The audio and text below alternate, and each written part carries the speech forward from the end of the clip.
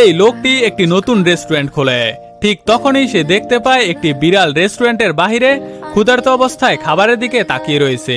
বিড়ালটির এই অসহায় অবস্থা দেখে লোকটির মায়া হয়, তাই সে বিড়ালটিকে খাবার খাওয়ানোর সিদ্ধান্ত নেয়।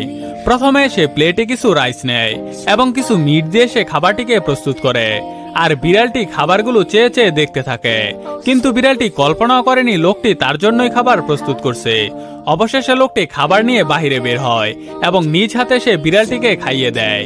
বিড়ালটিও খাবার দেখে খুশিতে লাফাতে থাকে।